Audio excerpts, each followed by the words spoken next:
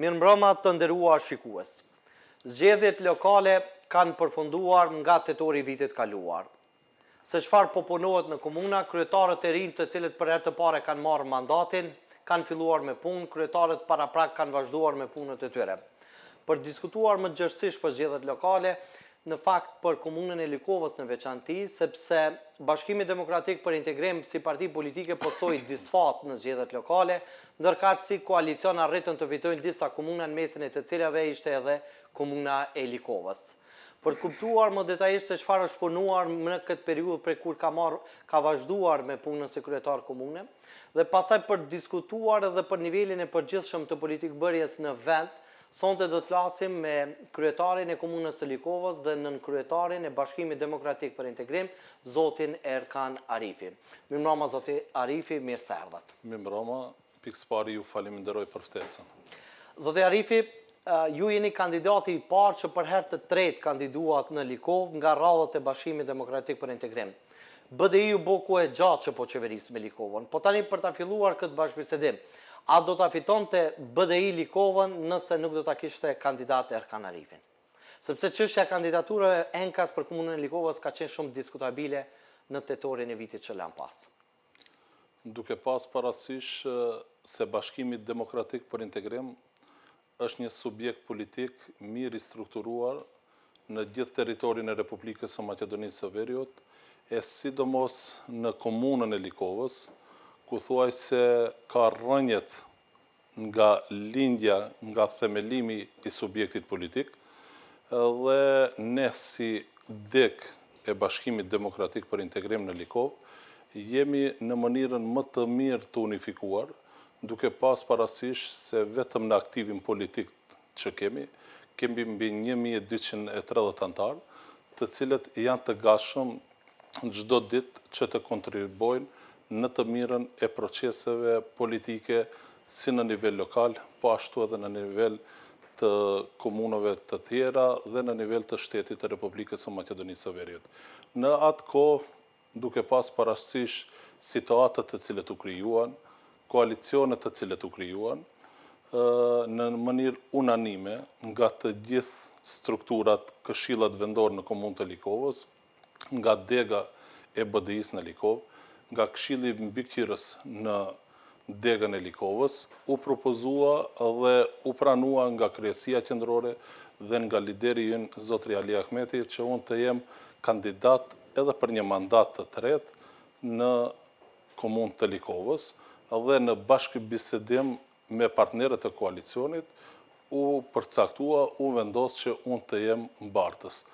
Pastaj u zhvillua fushata zgjedhore, dhe ku unë fal besimit të banorëve të komunës tonë, fal unifikimit të banorëve të komunës tonë, fal raporteve të cilët i kam si kryetari i komunës së Likovës me të gjithë banorët e komunës tonë, thuaj se edhe me ata të cilët nuk janë pjesë e Bashkimit Demokratik për Integrim, për të vetmin qëllim që ne atje jemi një komunë 100% shqiptar, jemi një komunë e cila ka sakrifikuar shumë për të drejtat e shqiptarëve në Republikën e Maqedonisë së Veriut, dhe jemi një popull i cili meriton respekt, meriton përkushtim, meriton që bashkarisht të qeverisim dhe të bëjmë më të mirën për Likovën e cila duhet të jetë. Pra në bazë kësaj përgjigjes ju për reflektoni që komunën e Likovës BDI do ta fitonte edhe nëse nuk do të ishte Erkan Arifi kandidat, sepse flitet për një strukturë të gjerë të partisë në atë zonë. Ne kemi një unifikim si strukturë e Bashkimit Demokratik për Integrim, kemi të përgatitur kuadër edhe më të mirë se Erkan Arifi në komunën të Likovës, dhe besoj se ai unifikim, ai sinceritet i të gjithë banorëve dhe strukturës së Bashkimit Demokratik për Integrim do e bënte prap fitues cilin do kandidat nga Aleanca Kombëtare për Integrim, por ju them sinqerisht është një përgjegjësi e madhe kur e tërë struktura e Bashkimit Demokratik për Integrim me një emër, me një qëndrim dhe me një vendosshmëri kanë kërkuar që unë të jem kandidat dhe unë duhet t'i prinj asaj gare zgjedhore të zgjedhjeve lokale. Tani ju e dini më mirë se gjithë secili këtu që nga momenti i fitores është vetëm fillimi i një përgjegjësie të madhe. Ju këtë keni provuar pa për herë të dytë, tash kjo e fundit ishte hera e tretë.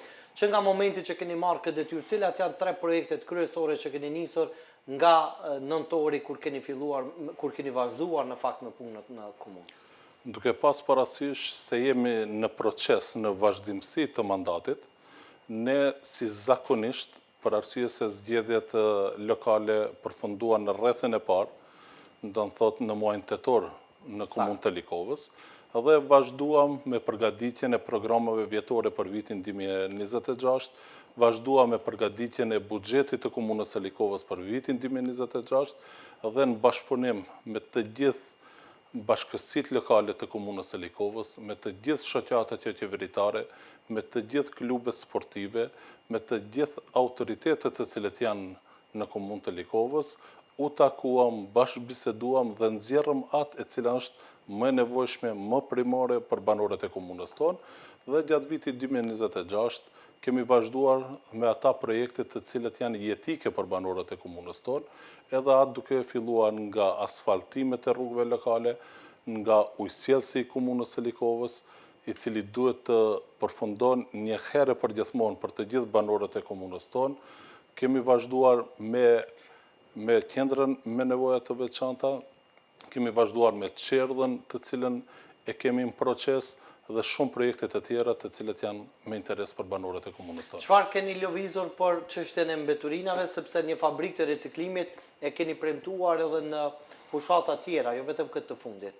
A është në proces këtë çështje apo ku ka ngel? Sepse problematike ka qenë, kemi diskutuar edhe kur kemi pasur mysafir kandidat në atë kohë, edhe për çështjen e deponisë në fshatin i Kushtak, sepse çështja e mbeturinës dhe mjedisit, vërtet, sidomos për zonat rurale, është vërtet problematike.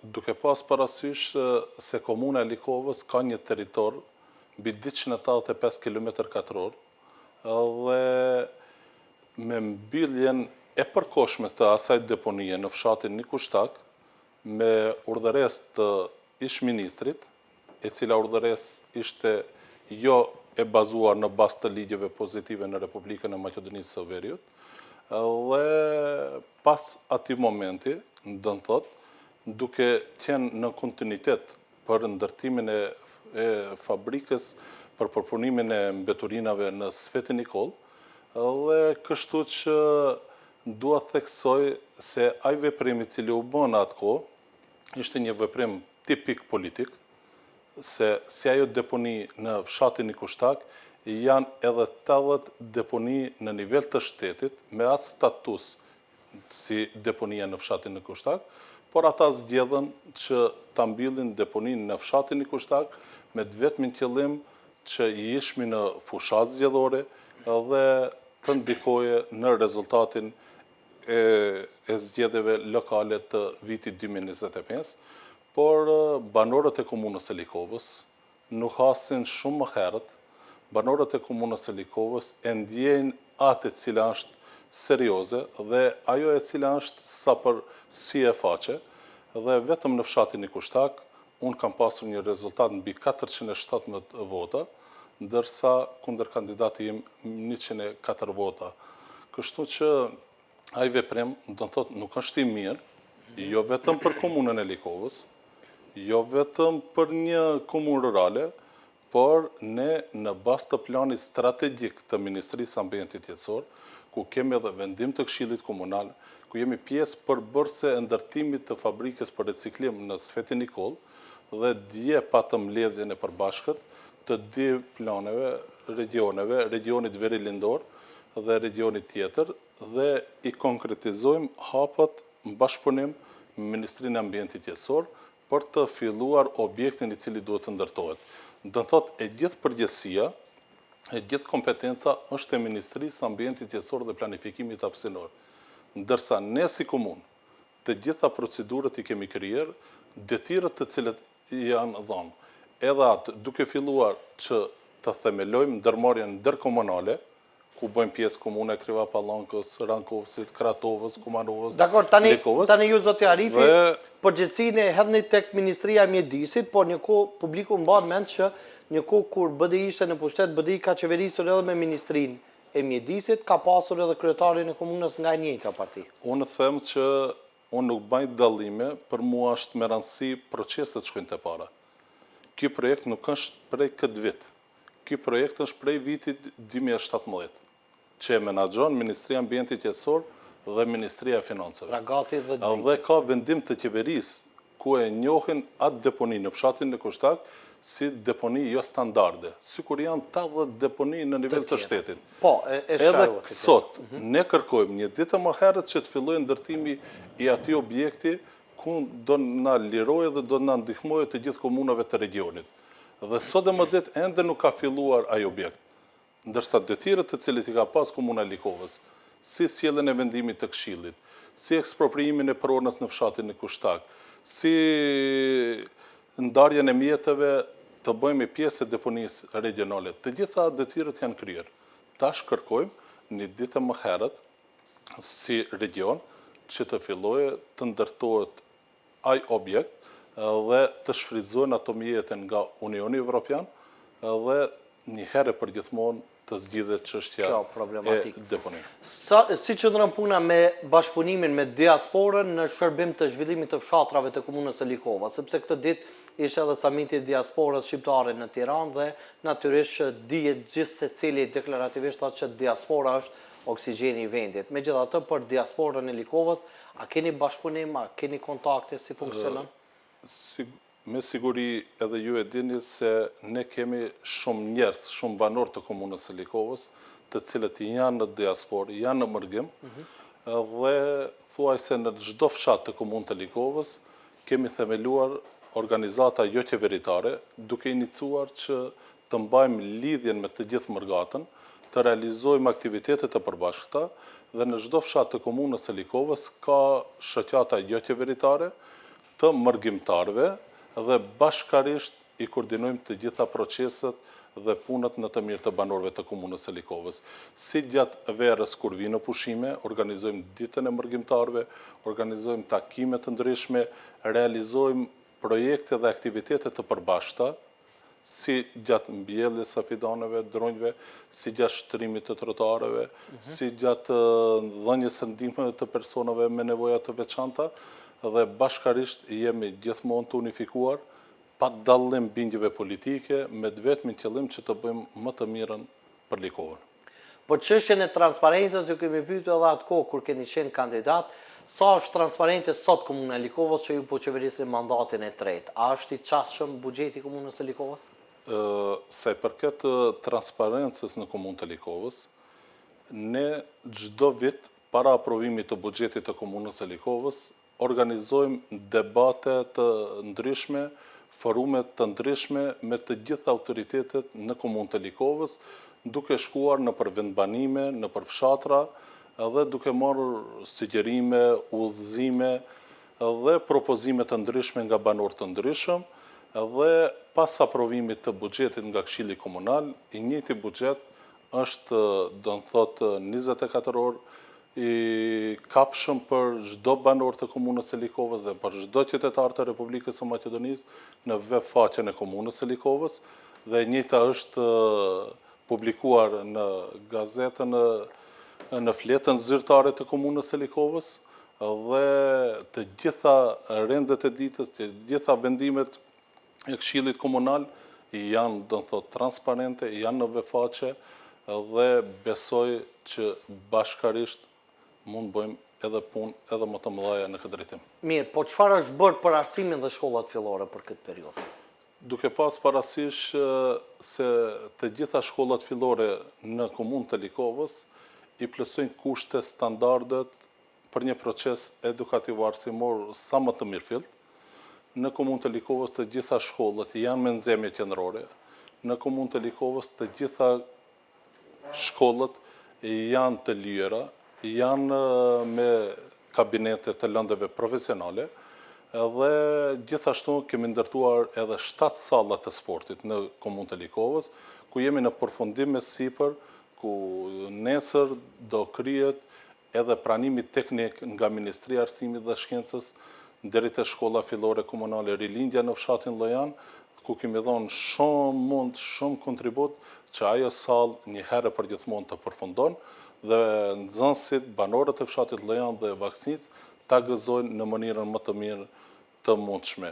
Po ashtu dua të theksoj se në komunën të Likovës Tani këtu zoti Arifi, për sallat e sportit merite kujt janë, sepse zakonisht për sallat e sportit edhe ish ministrat krenohen kur lishohet një sallë sporti.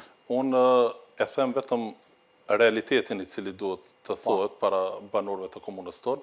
Ne në kohën e qeverisjes së Bashkimit Demokratik për Integrim në qeveri, kemi siguruar mjete në buxhetin e Ministrisë së Arsimit, dhe në atë kohë ishte ministër Jeton Shaqiri, në atë kohë është lidhur kontrata për atë sallë, dhe prej asaj kohë 80% të punimeve ishin të kryera para 2 vjetëve, ndërsa vetëm 20% e punimeve janë kryer në këta 2 vjet, edhe atë çdo ditë duke i kontaktuar ata të ministrisë, duke i kontaktuar mbikëqyrësin e punimeve atje, drejtorin e shkollës, me vetmin qëllim që salla të përfundon dhe ta gëzojnë nxënësit e të dy shkollave. Dua të theksoj se në komunën të Likovës kemi edhe shkollën e mesme komunale, Ismet Jashari, dhe kemi një shkollë e cila është notuar nga ana e ministrisë si një ndër shkollat në 10 topshin e listës më të suksesshme gjatë procesit edukativ arsimor, ku në atë shkollë mësohet me një ndrim, ku rrallë herë dëgjojmë se me një shkollë, me një komunë rurale të kemi edhe drejtim të mjekësisë për motër medicinale. E atë kemi në Likovë. Atë kemi siguruar, edhe pse në këtë vit kishmi disa tentime që të mbyllet ai drejtim në shkollën e mesme komunale në Likovë, por Për çfarë arsye të mbyllet këtë? Për asnjë arsye, me të vetmin qëllim që shkolla e mesme e mjekësisë, drejtimi për motër medicinale, funksionon edhe në qytetin e Kumanovës. Në shkollën teknike në Cimbuxhoni. Dhe nxënësit të cilët ndojnë të shkojnë në atë shkollë profesionale, mund të shkojnë edhe në Kumanovë. Dhe ai drejtim nuk mbyllet dhe nuk do të mbyllet asnjëherë, për arsye se të gjitha kushtet për një proces edukativ arsimor sa më të mirëfillt t'i plotëson, vetë Ministria e ka notuar dhe punohet me sistem kabinetik. Do të thotë, nxënësit shkojnë nëpër kabinete dhe jo profesorët nëpër klasa ku i kanë. Sepse nxënësit e mjekësisë në qytetin e Kumanovës mësimin e vijojnë në baraka. Ndërsa ju lutem juve si medium që të vini ta vizitoni shkollën e mesme në Likovë dhe vetë do të vërtetoni me kushtet, disiplinën, rregullën dhe kodeksin etik të cilën e ka sjellë Këshilli i shkollës. Do të thotë, në shkollë hyjet ora 15 në 8 dhe dilet ora 13. Ka rend, ka disiplinë, ka rregull dhe ka sukses. Mirë. Zoti Arifi, ky është mandati i tretë me cilin ju keni filluar dhe për fatin ton të mirë ose të keq ne duhet sërish të parashtrojmë pyetjen, atë që ju kemi pyetur edhe në fushat që a ka sot ujë të pishëm në gjitha fshatrat e komunës së Likovës. Sepse në fakt ka pasur ankesa dhe nga banorë të fshatrave, në veçanti nga fshati Slupçan, që mungon uji edhe përkundër faktit që sistemi ujësjellësi do të shpërfunduar, sërish nuk ka ujë. Edhe në shtëpitë të cilët e kanë përfunduar edhe atë lidhjen finale. Duke pas parasysh se projekti ujësjellësit për tërë vendbanimet e komunës së Likovës është një projekt kapital. Dhe është një projekt i cili shtrihet në 11 fshatra fushor.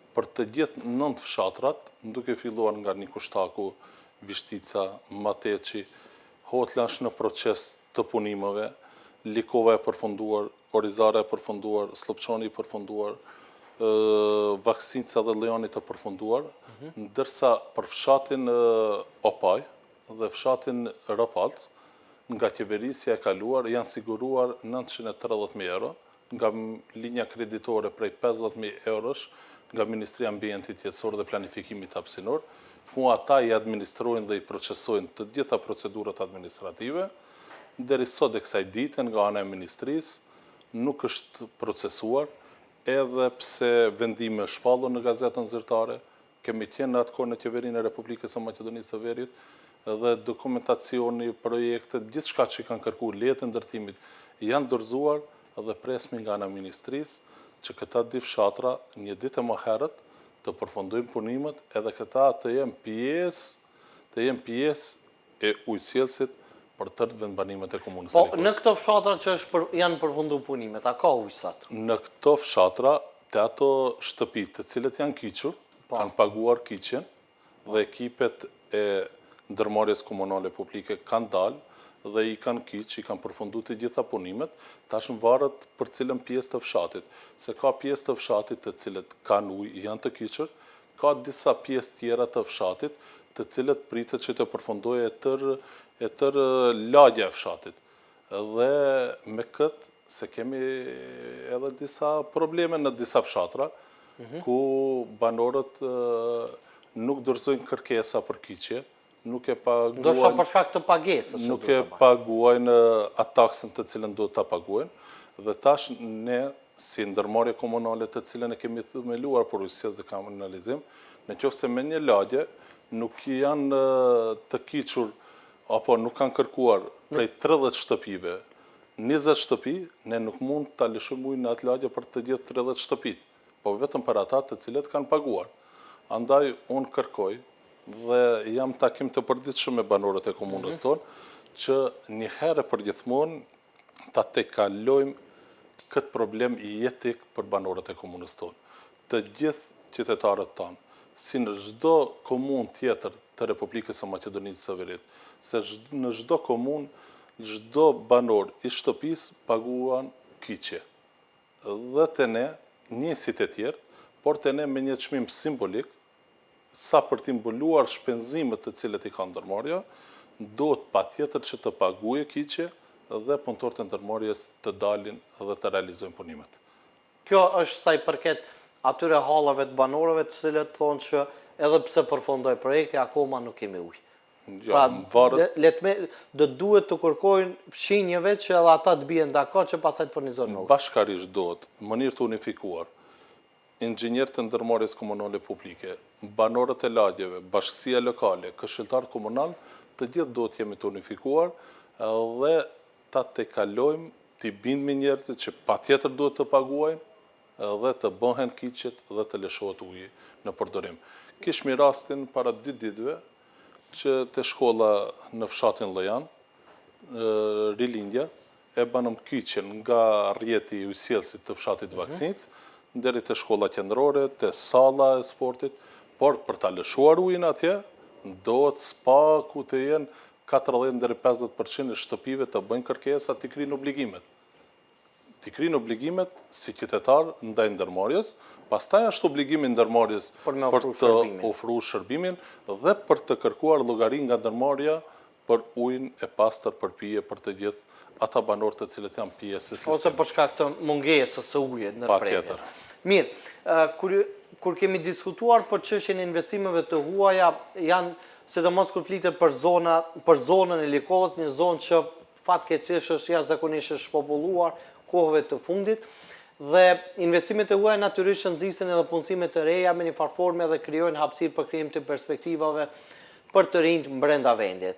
Ju keni potencuar 2 zona të veçanta, një zonë të lirë pra ekonomike dhe zonën Tirs, me kilometra katror keni përmendur sa hapësirë ka, mirë po megjithatë, a ka ndonjë investitor të huaj që ka shprehë interesim për të investuar në komunën Likovës? Të gjithë afaristët e komunës së Likovës e dinë se komuna e Likovës i ka dyert e hapura çdo ditë për t'i mbështet, për t'i motivuar dhe për t'i nxitur që të avansojnë biznesin e tyre. Ndërsa ne si komunë, ashtu edhe ju si e deklaruat, ne kemi zonën e lirë industriale në fshatin Nikushtak, afër mullirit Ramadani të fshatit Ropalc, dhe në atë zonë kemi të parapar që të avansojmë dhe të ndihmojmë biznesin e vogël dhe biznesin e mesëm.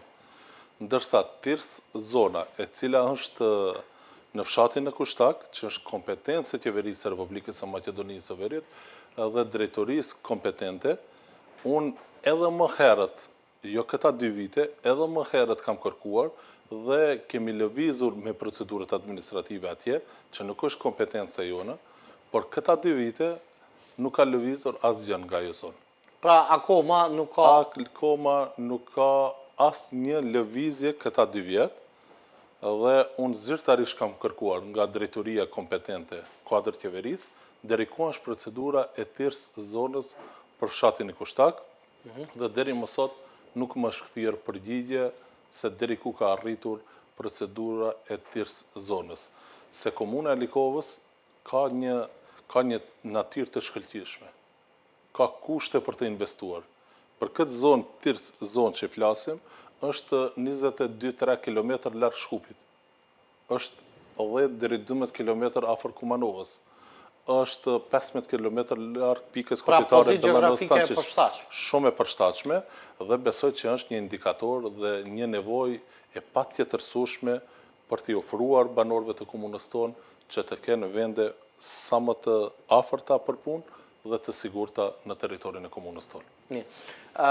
Në fushat keni premtuar dhe një qerdhe mes fshatrave Llojan dhe Vaksinës. Ku ka ngel procedura për këtë qerdhe?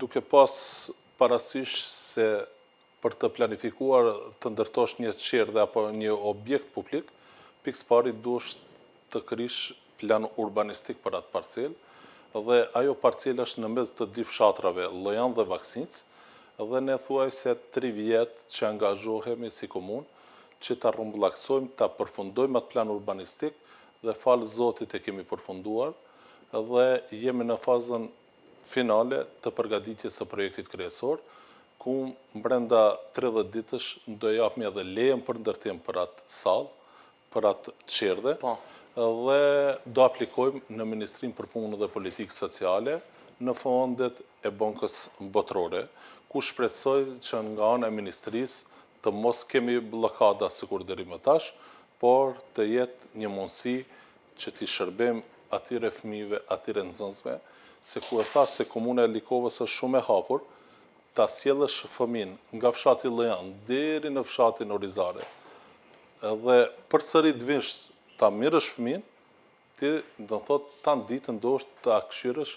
Po, është edhe shpenzim kohë dhe shpenzim material. Edhe shpenzim kohë, edhe shpenzim material, edhe gjithçka.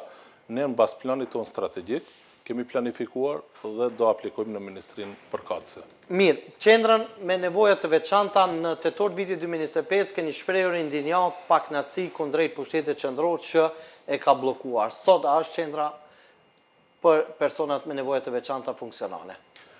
Është interesant se unë nuk kam besuar që mund të pengohet një projekt mos të realizohet në komunë të Likovës. Duke pas parasysh historikun e banorëve të komunës së Likovës. Dhe ne kishmi pengesa të mëdha gjatë hapjes së qerdhes Valbona 2001 në fshatin Mateq, ku ajo qerdhe, ajo objekt mban një emër të dëshmores së kombit, mban një emër të një vajze e cila ka ndruar jetë në moshën 6 vjeçare nga familja Zimberi në fshatin Slupçan, dhe pas gjithë përpjekjeve të tona, arritëm që ta hapmi atë qerdhe atje, por nuk arritëm në atë kohë që qendrën me nevojat veçanta në fshatin Orizare ta vazhdojmë si proces, si institucion, që të ushtroje të drejtën e veprimtarisë, ku thuaj se 1 vjet e gjys, ajo qendër ka qenë mbyllur, dhe para 1 muajsh është hapur përsëri, dhe dha Zoti që asnjëherë mos të mbyllet ajo qendër, për arsye se kemi fëmijë deri në moshën 14 vjeçare, të cilët janë me nevoja të veçanta, kemi personel profesional, pedagog, psikolog, defektolog, përkthjelësa, të cilët kujdesen për ata fëmijë, dhe shërbimin të cilin ja japmi, kemi edhe mjetet profesionale adekuate, që shkojmë fëmijët i marrim në shtëpi, i çojmë në qendër. Me transport të organizuar. Transport të organizuar, ku e mbulon komuna e Likovës, dhe përsëri i kthejmë në për shtëpi të familjet e veta, dhe unë mendoj që kontakt dhe koordinim me prindët e ative fëmijëve, kjo është një lehtësi e madhe që 8 orë brenda ditës ata fëmijë ti mirësh në përkujdesje, po shka është më e rëndësishme ti edukosh dhe ti motivosh për jetë. Sakt. Në 6 tetor ne po kthehemi çdo herë po i referohemi edhe tetorit vitit që lan pas, më 6 tetor të vitit 2025, zëvendës ministresha e transportit zonja Kaltrina Zëkolli në shoqërim të ish kundër kandidatit tuaj kanë bërë vizitë në komunën e Likovës dhe kanë promovuar disa projekte, për shembull rikonstruimi i rrugëve lokale.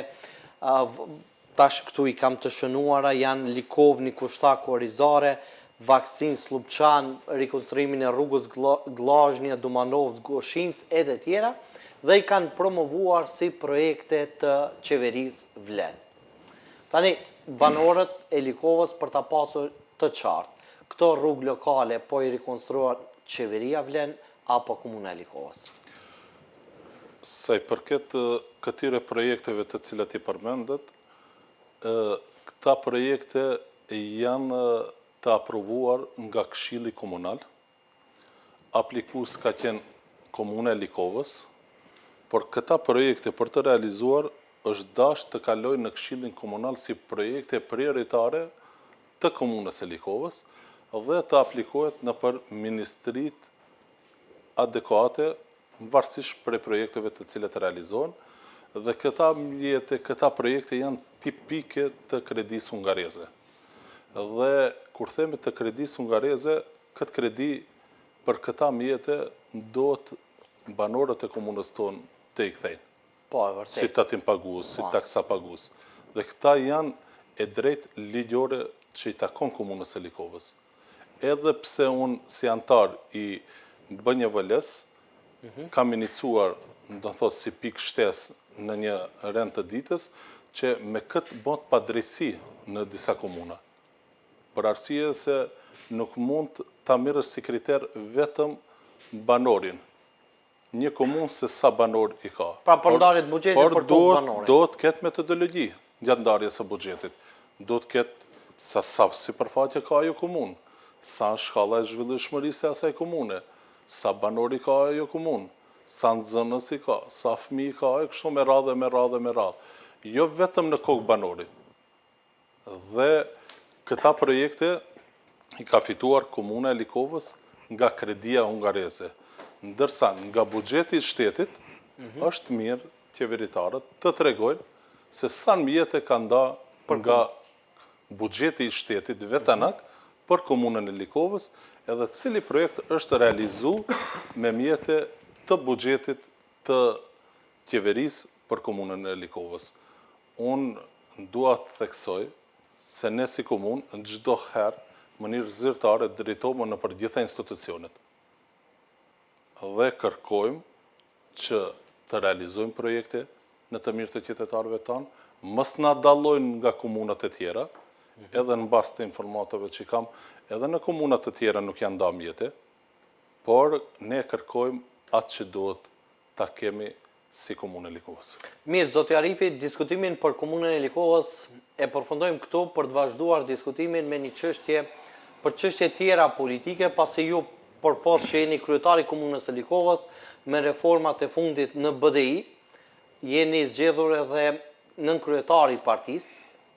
Prandaj po vazhdojmë diskutimin këtë drejtim me letrat e kryetarit tuaj të partisë, pra zotit Ali Ahmeti, që ka dërguar drejt faktorit ndërkombëtar, u përçua një mesazh po në njëjtën kohë dhe u bë një gallat, për cilën mbase e keni parë edhe ju, ku kishte edhe deklarata nga oponentët tuaj politik, ku zoti Kasami deklaroi që zoti Ahmeti ka nisur letra edhe drejt hënës. A ka në fakt përgjigje për ndonjë faktori ndërkombëtar ku kanë arritur këto letra dërguar nga partia jua, nga kryetari i partisë suaj? Bashkimi Demokratik për Integrim dhe Aleanca Kombëtare për Integrim është e shqetësuar me proceset politike të cilat ndodhin në Republikën e Maqedonisë së Veriut. Sidomos me eurointegrimet, sidomos me zhvillimin ekonomik të shtetit, sidomos me reformat në decentralizim, dhe ajo është më e rëndësishmja shrënjosja e të drejtave të shqiptarëve në Republikën e Maqedonisë së Veriut. Si shqiptarë të cilët jemi shtet formues, si shumicë që jemi të barabartë me të gjitha nacionalitetet e tjera.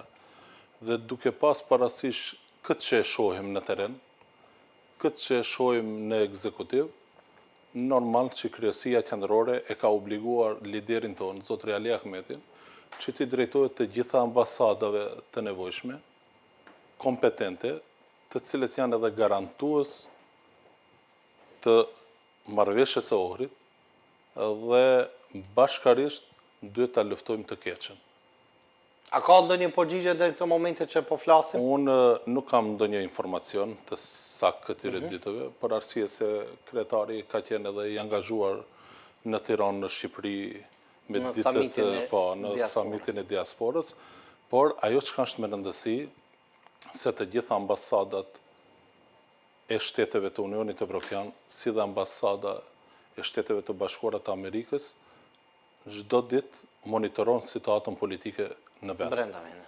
Dhe unë mendoj që kjo padrejtësi e cila mundohet t'ju bëhet populli shqiptar, nuk është një perspektivë për të ardhmen e shtetit. Dhe duhet dal nga dal të gjithë aktorët politik në shtet të mendojmë për shtetin tonë, të mendojmë për armërinë e fëmijëve tonë dhe të realizojmë ata të cilët i jemi. Kur jemi tek BDI, a është reformuar mjaftueshëm në kongresin e fundit BDI? Bashkimi Demokratik për Integrim, si asnjë parti politike tjetër shqiptare, është e reformuar në mënyrën më të mirë të mundshme. Mbi 60% e strukturave të Bashkimit Demokratik për Integrim janë të reformuar. Tash, për shembull, në degën e Likovës, kemi vendim të degës se të gjithë kryetarët e këshillave vendor, të gjithë antarët e degës duhet të pushojnë. Në mënyrë unanim, i gjithë këshilli mbikëqyrës duhet të pushojnë. Dhe të gjithë ata të cilët do marrin përgjegjësi, do jenë aktivistë, do jenë ata të cilët antarë të rinj që nuk kanë qenë do i prinë proceseve politike. Sepse kritik të shumë kanë thënë që në BDI reformat u kamufluan për shkak se sekretari u bë nën-kryetari u bë sekretar, pra ka pasur vetëm rokat në pozicione sepse reforma e mirëfill thelbësore ka munguar. Në qoftë se e marrëmi parasysh Këshillin e Përgjithshëm, mbi 70% e Këshillit të Përgjithshëm janë antarë të ri. Në qoftë se e marrëmi parasysh antarët e Kryesisë Qendrore, mbi 65% janë antarë të ri në Kryesi Qendrore. Ka edhe atë që e thoni, që ka qenë nën kryetar, tash sekretari i përgjithshëm, por është individ, edhe është i gjenerasës së re. Ndërsa shumica dërmuese e strukturës është, do të thotë, e reformuar. Duhet patur parasysh dhe të bëjmë një analizë edhe të partitë e tjera politike. Në qoftë se i marrëmi përbas partitë e tjera politike, ata nuk kanë as nën kryetar të partive, nuk kanë as sekretar të partive. Cilat parti? Të gjitha partitë. Si për shembull Lëvizja Besa, si për shembull Alternativa. Këto i shkarkuar në organet partijake për shkak se janë në proces të shkrimit. Deri në momentin e shkarkimit, ata nuk kanë pasur struktura të partisë. Nuk kanë pasur kryetar dege. LD ka qenë pa organizuar. Nuk kanë pasur kryetar dege, nuk kanë pasur nën kryetar, nuk kanë pasur sekretar. Tash me shkrirjen e tyre, ku sot dhe më ditë funksionojnë të ndara, dhe do presmi dhe do shohim se si do funksionojë dhe si do krijohet ai proces. Përfundojë edhe ky proces. Mirë, besoj që ju jeni njoftuar zoti Arifi që enti shtetëror për statistika ka vendosur që në regjistrimin e ardhshëm të vitit 2031, diaspora të përjashtohet nga mundësia e regjistrimit. Pra, siç kishim në vitin 2021, banor rezident dhe jo rezident, tashmë gjykata kushtetuese ka sjellë një vendim dhe vendim përfundimtar që diaspora të përjashtohet. Kur e marrim përballë të dhënat e regjistrimit vitit 2021, tregojnë që nga diaspora e regjistruar 65% janë shqiptar, pra në shifra 180.000 shqiptar. Cili do të jetë arsyetimi juaj edhe si politikan opozitar në këtë rast, ndaj kësaj diaspore, pra ndaj 180.000 shqiptarëve, kur do të vijë momenti i regjistrimit dhe ju do t'ju thoni që juve nuk ju evidentojmë sepse kështu është vendosur.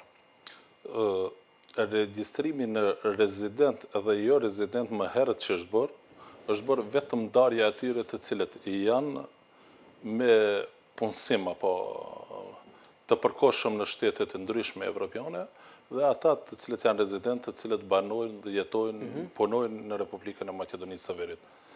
Ndërsa, me ardhjen e kësaj qeverie, as të vëshëja që lëshohet çdo muaj për komunët, për ata që janë jo rezident nuk lëshohet. Pra nuk përllogariten. Nuk përllogariten në përllogaritjen matematikore. Ndërka ata, jo për ta qartësuar për audiencë, sepse kjo diasporë, të cilët kanë investuar dhe kanë shtëpi ta zëm në komunën e Likovës, kur do të vijë procesi i tatimit, ju do të merrni tatim edhe nga këta. Ajo çka është e rëndësishme se diaspora është oksigjen për shtetin tonë, për komunën tonë.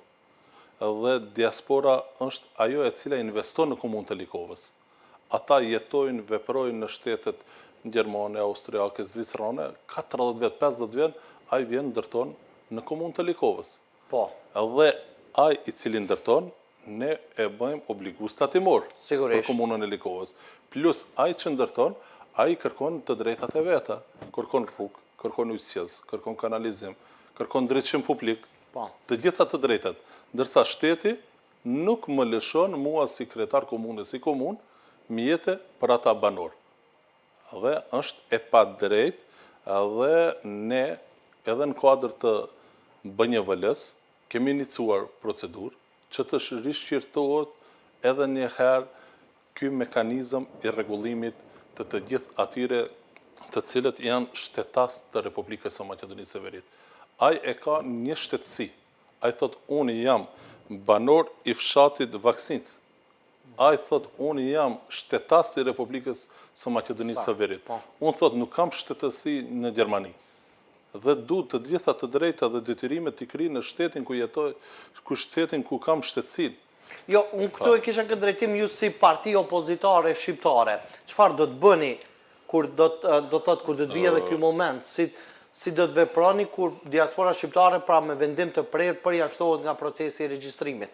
Ne do i analizojmë të gjitha propozimet, do i analizojmë të gjitha mundësit të cilët mund t'i monmi, do apelojmë në për të gjitha ambasadat e nevojshme, me të vetmin qëllim që diasporën në asnjë mënyrë nuk guxojmë ta lojmë jashtë sistemit të Republikës së Maqedonisë. Tani jemi edhe në minutat e fundit dhe do të na duhet të diskutojmë edhe për çështje tjera që kanë qenë edhe aktuale kohëve të fundit, sa i përket ligjit për përdorimin e gjuhëve. Sot sipas perspektivës juaj, zoti Arifi, duke qenë se jeni edhe kryetar i BDI-s, sa rrezikohet gjuha shqipe nga gjykata kushtetuese? Me këtë qeverisje, me këtë qeveri të cilën e kemi, ku në çdo formë dhe në çdo mënyrë shihet mënyra se si të dëmtohet gjuha shqipe dhe si të luftohet një popull sikur që është populli shqiptar.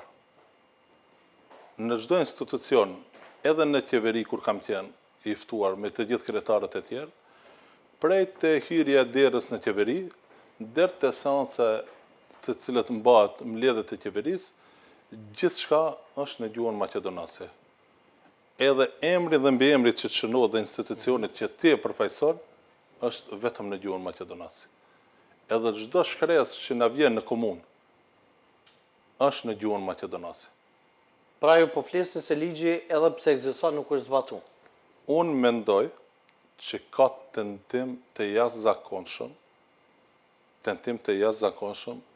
që me të vetmin qëllim mos ta lojnë që të bëhet praktik në bazë të ligjeve pozitive të cilët janë në fuqi, që ligji të zbatohet në për të institucione ku është e rregulluar në mënyrë taksative. Dhe ne nuk kërkojmë asgjë si Bashkim Demokratik për Integrim, vetëm të respektohet ligji i cili është në fuqi. Se me këtë të cilën po e praktikojnë qeveria, do thotë çdo ligj që e sjell, më një moment caktuar mund të bësh plotësim ndryshime të atyre ligjeve dhe të miremi ende me punë të cilët unë mendoj që janë të kryera. Por këtë nuk duhet të lejoje edhe partneri koalicionit vlen, i cili është bashkëqeverisës, i cili duhet të jetë i vendosur në garantimin e të drejtave themelore të shqiptarëve dhe të gjithë nacionaliteteve tjerë në Republikën e Maqedonisë. Përveç se ligji për përdorimin e gjuhëve aktualisht është në rrezik dhe është i kanosur, qeveria miratoi edhe ligjin për përfaqësim të drejtë dhe adekuat. Ju keni kritikuar dhe është qëndrimi i partisë tuaj që keni deklaruar publikisht se nuk do të mbështet BDI këtë ligj në kuvend. Por me që ky version i këtij ligji nuk është i duhur për të mbështetur, pse BDI nuk sjellë version më të mirë? Të gjithë e dim se më herët ka ekzistuar balansuesi. Po. Dhe me atë është rregulluar çështja e etnisë. Në çdo institucion, kur ki marrë pëlqim ti në sistematizimin të cilën e ki marrë, si komunë, si ministri, deri te Ministria e Informatikës, tash që janë ndryshuar emrin, atjet ka kërkuar në mënyrë taksative që 25% janë shqiptarë, janë turqë, janë atë, janë këtë. Dhe mënyrën e shpalljes së konkursit, ti ka shënu se duhet jetë për atë vend punë shqiptar. Tash, në çdo konkurs që shpallet, kërkon nuk kje nacionalitet që të shënon. Dhe me atë bëhet padrejtësia e madhe ndaj të gjithë të punësuesve. Ne kemi raste të ndryshme. Tash konkursi i fundit në ushtri, për 300 të pranuarve, 15 shqiptar. Pas 4 ditëve prej 15 mbetën vetëm 9 shqiptar. Ashtë në nënshmim në entin e statistikë. Shikoni konkursin, në regjistrin qendror, në bankën popullore, në çdo institucion. Në çdo institucion kemi përbuzje. Sepse oponentët tuaj politik këtë situatë e justifikojnë me atë që BDI nuk e ka bërë, tani u duhet këtyre. Madje ligjin e cilësojnë si një arritje historike për shqiptarët në vend. Unë mendoj se ky ligj nuk duhet të lejohet që të kalojë në Kuvendin e Republikës së Maqedonisë së Veriut, se me këtë ligj do dëmtojnë shqiptarët të rinj dhe të reja të cilët do konkurojnë në konkurse të ndryshme. Si qëndron puna e çështja e punësimit në zonën e Likovës, sepse deputetin Shaqiri kur e kemi pasur mysafir këtu tha që nuk e di nga po i nxjerrin këtë shifra 2800 punësime për shkak se në fshatin e tij të lindës theksoi në fshatin Hotën në Likovë, Mateçet e tjera, përmendi disa fshatra ku thatë paktën nga takimet e përditshme me banor nuk ka ndodhur asnjë punësim. Unë ju them sinqerisht, jo vetëm nga këta fshatra që i ka përmendur edhe deputeti Riat Shaqiri, por edhe në fshatrat e tjerë nuk ka punësime të banorëve të komunës së Likovës.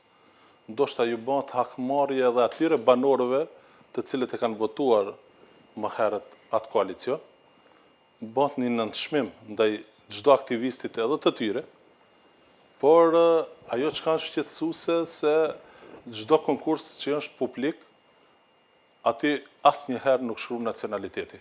Dhe kjo është e dhimbshmja për çdo shqiptar për të arritur të drejtën elementare për punësim. Mirë, më herët përmendëm edhe në fakt qendrën për persona aftësi të kufizuar, nga viti i kaluar, nga blokad me ministrin Fatmir Limani tek një vizitë, tek një mikpritje dhe tek një bashkëpunim shumë produktiv. Çfarë mesazhi politik përçon vizita e ministrit të politikës sociale, demografisë dhe rinisë, zotit Fatmir Limani në komunën e Likovës? Unë sekretari i komunës së Likovës, unë trokas në çdo ministri, në çdo drejtori për të mirën e banorëve të komunës së Likovës.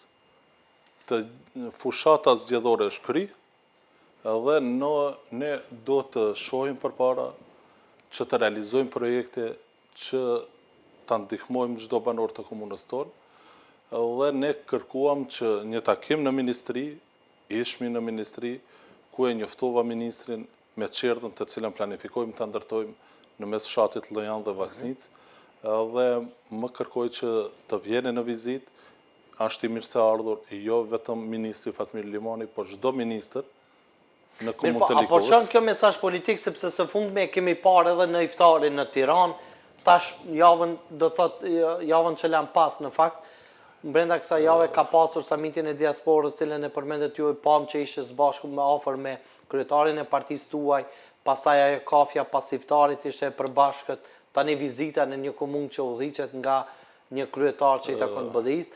A ka parafrime politike mes BDI-s dhe Fatmir Limanit?